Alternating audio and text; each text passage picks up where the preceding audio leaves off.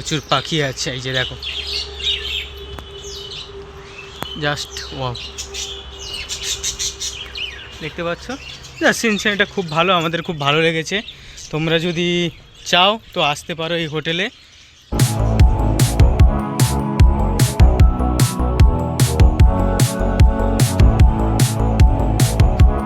ঘড়িতে 5:16 বাজে, আর আমরা বহরমপুর থেকে কিছুটা এগিয়ে এসে একটা ভেতর রাস্তায় ঢুকেছি। এখান থেকে তারাপীঠের ডিস্টেন্স এখনও 63 কিলোমিটার।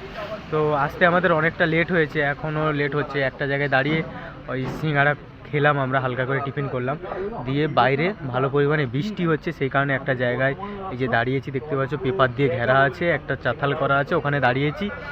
যেতে যেতে এখনও আমাদের লোকেশানে দেখাচ্ছে 1 ঘন্টা 45 মিনিট, 2 ঘন্টা প্লাস তো লাগবে। লোকাল রোড, তারপরে বৃষ্টি হয়েছে, আর কখন বেরোবো এখনও বুঝতে পারছি না। বৃষ্টি না থামলে পুরোপুরি তো বেরোতে পারছি না। অন্ধকার তো হয়েই এসছে, রাত হবে আশা করছি। ঠিক আছে, চলো যাই, তারপরে কথা হচ্ছে তোমাদের সঙ্গে। তো এখন আমরা উষা হোটেলে ঢুকলাম। হোটেলের নাম উষা হোটেল, 104 নম্বর রুম পেলাম। তো যথারীতি ডবল বেডের রুম, সবাই আগে থেকে উঠে ড্রেস ট্রেস চেঞ্জ করছে, তাই রুমটা অগোছালো হয়ে গেছে। আমি পরে ঢুকলাম, রাতে ঢুকলাম, আর বাদ বাকিরা আগে ঢুকে গেছে। 5 জন থাকবো, যেটা আমাদের কর্তৃপক্ষ থেকে বললো। এটাই 3 জন, এটাই 2 জন। তো রুমটা ভালো, খারাপ নয়। 2টো ফ্যান এবং এসি আছে। যা ঠান্ডা পড়েছে, মনে হচ্ছে না এসি চালাতে লাগবে বলে, তবুও দেখা যাক। আর সাইডে মিরর একটা আছে, একটা ডেস্ক আছে, টিভি আছে। আর বাথরুমের দিকটাই যাই, এই দিকটাই নয়, বাথরুমটা এই দিকটায়।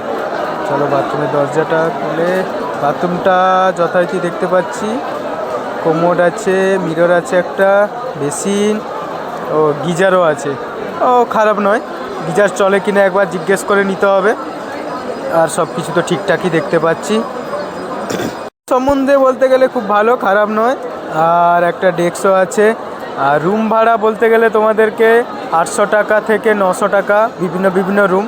আমরা এই রুমটা 800 টাকায় পেয়েছি, যেহেতু আমরা অনেকগুলো রুমে কন্টিনিউ নিয়েছি, সেই কারণে 800 টাকায় পেয়েছি। আমাদের ঢুকতে ঢুকতে প্রায় অনেকটা রাতই হয়ে গেছে, 8:17 হয়ে গেছে। আমরা ঢুকেছি এখানে, দিয়ে রুম তো তোমাদেরকে দেখিয়ে দিলাম।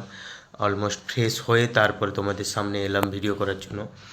আর প্রচুর টায়ার্ড, কারণ প্রচুর ভিজে গেছি আমরা, কারণ কিছু জনের রেনকোট ছিল না, আমার তো অলরেডি রেনকোট ছিলই না, সেই কারণে ভিজে গেছি। ঠান্ডা হালকা হালকা লাগছে।